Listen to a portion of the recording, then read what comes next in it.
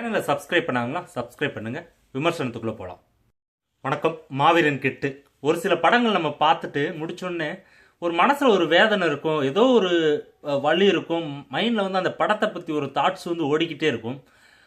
அந்த மாதிரி வந்த படத்தை தான் இந்த மாவீரன் கிட்டு. இந்த படம் பார்த்து முடிச்சோடனே அப்படியே ஒரு மாதிரி ஒரு ஒரு ஃபீலிங்காக இருந்துச்சு.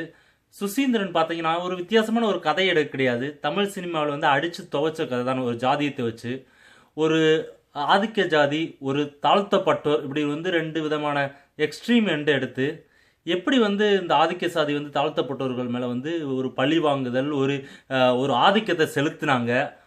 அதுக்குள்ளே வந்து எப்படி வந்து ஒரு காதல் வருது, அந்த காதலை வந்து எப்படி எதிர்த்தாங்க, எப்படி வந்து அந்த ஒரு தந்தையை வந்து ஒரு மகளை வந்து எப்படி கொள்றாரு எப்படின்னு சொல்லிட்டு நம்ம நிறைய படங்களில் பார்த்த சீன்கள் தான். இருந்தாலும் சொல்லியிருக்கும் விதம் சுசீந்திரன் வந்து ஒரு வெற்றி அடைஞ்சிருக்காரு அப்படின்னு தான் சொல்ல முடியும். நிறைய இடங்களில் வந்து இந்த படத்தை பார்க்குறப்ப எனக்கு பார்த்திபன் தான் ஹீரோ மாதிரி ஒரு ஃபீலிங் இருந்துச்சு.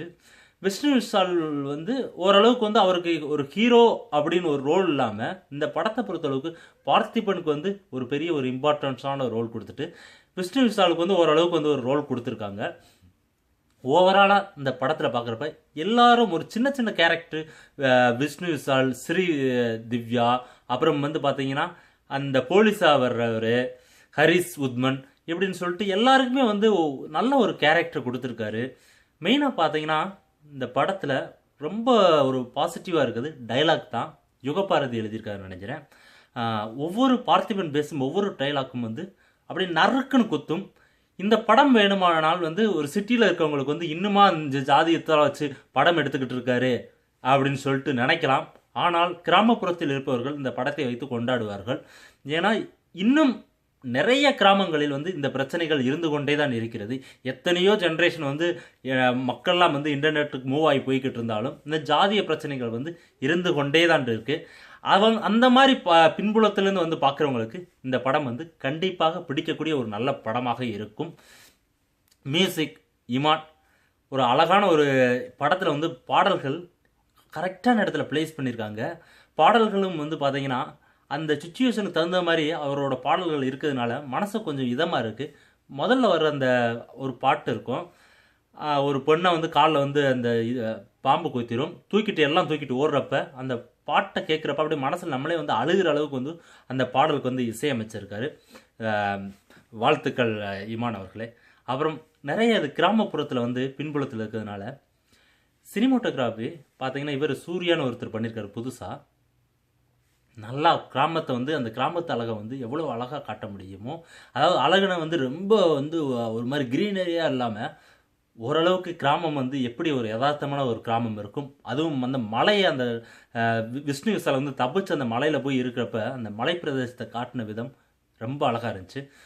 சுசீந்திரன் வந்து நிறைய அதுக்கு வந்து ஒர்க் அவுட் பண்ணியிருக்காரு. ஒரு சின்ன சின்ன டைலாக், அதாவது பார்த்தீங்கன்னா நிறைய கிராமத்தில் மல்லிகைப்பூ வைக்க மாட்டாங்க, கனகாம்பரம் தான் வச்சுருப்பாங்க.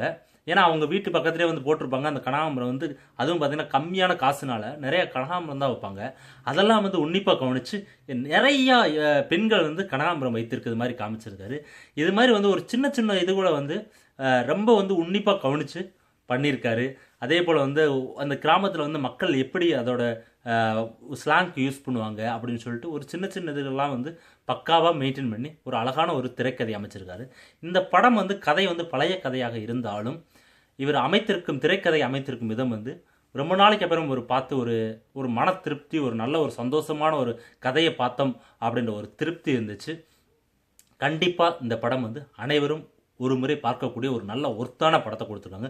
கண்டிப்பாக இளைஞர்கள் எல்லாருமே இந்த படத்தை ஃபேமிலியோட போய் ஒரு முறை பார்க்க வேண்டும் அப்படின்றது தான் வந்து என்னோட தாழ்மையான கருத்து. போங்க, கண்டிப்பாக வந்து டிஸப்பாயின்ட் பண்ண மாட்டீங்க. கண்டிப்பாக நீங்கள் சிட்டியில் இருக்க அந்த மைண்ட் செட்டில் போனீங்கன்னா உங்களுக்கு எந்த அளவுக்கு பிடிக்கும் அப்படின்னு சொல்லிட்டு எனக்கு தெரியல. இருந்தாலும் போங்க, போய் பார்த்து என்ஜாய் பண்ணிட்டு வாங்க. என்னோட அந்த விமர்சனம் பிடிச்சிருந்துச்சுன்னா கீழே இருக்க சப்ஸ்கிரைப் பட்டன் நமக்கு உங்கள் நண்பர்களாக ஷேர் பண்ணுங்கள். நன்றி.